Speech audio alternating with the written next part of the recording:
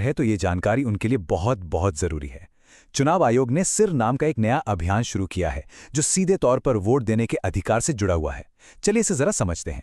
देखिए, ये अभियान 2 फेज में होगा। पहला फेज 4 नवंबर 2025 से शुरू होगा, जिसमें बूथ लेवल ऑफिसर्स यानी बीएलओज घर घर आकर वोटर्स की जानकारी को वेरीफाई करेंगे। अब इस पूरी प्रक्रिया का जो आधार है वो बहुत सरल है। 2025 की जो वोटर लिस्ट है उसकी तुलना सीधे सीधे साल 2002 की लिस्ट से की जाएगी और इसी तुलना के आधार पर हर वोटर को ए से लेकर एफ तक 6 अलग अलग कैटेगरीज में बांटा जाएगा। मतलब 2002 की वो लिस्ट ही एक तरह से सब कुछ तय करने वाली है। तो सवाल ये उठता है कि किसी को कौन सी कैटेगरी मिलेगी।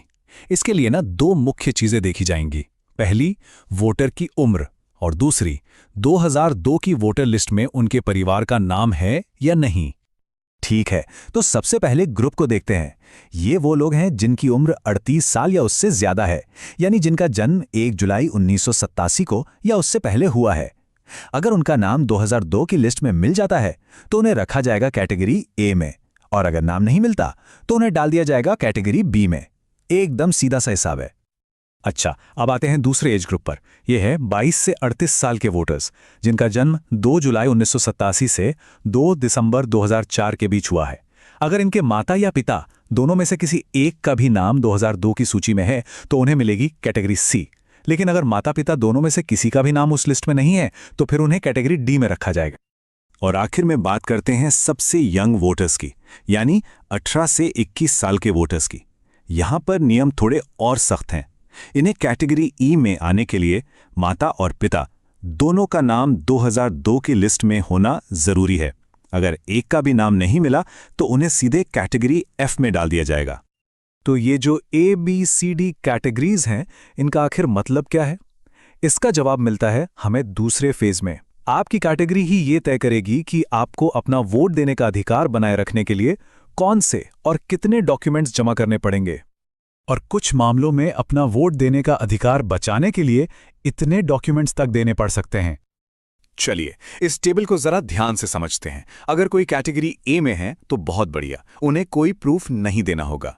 बी, सी और ई कैटेगरी के लोगों को सिर्फ अपना एक प्रूफ देना होगा। लेकिन कैटेगरी डी वालों को अपना और अपने माता या पिता में से किसी एक का यानी कुल 2 प्रूफ देने होंगे। और सबसे ज्यादा कैटेगरी एफ वालों को अपना और अपने माता पिता दोनों का मतलब कुल 3 प्रूफ पेश करने होंगे। और सबसे जरूरी बात, अगर ये प्रूफ नहीं दिए जा सके तो मतदाता सूची से नाम हटने का पूरा खतरा है।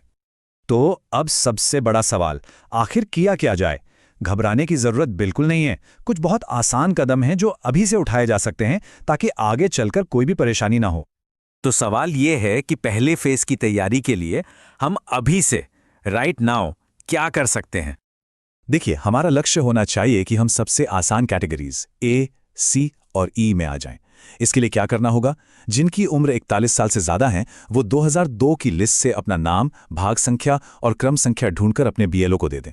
जो 21 से 38 साल के हैं वो अपने माता या पिता में से किसी एक की 2002 की लिस्ट की जानकारी अपने बीएलओ को दे दें। और जो 18 से 21 साल की युवा वोटर हैं वो अपने माता और पिता दोनों की 2002 की जानकारी निकालकर अपने बीएलओ को दे दें। एक बात याद रखिए, अभी से ये थोड़ी सी मेहनत करने का फायदा बहुत बड़ा है। जब पहले फेज में बीएलओ वेरिफिकेशन के लिए आएंगे ना, तो उनके लिए आपको ए, सी या ई जैसी आसान कैटेगरी में डालना बहुत सिंपल हो जाएगा और आप भविष्य की बड़ी मुश्किलों से बच जाएंगे। आखिर में ये सारी मेहनत सिर्फ किसी दस्तावेज के लिए नहीं है।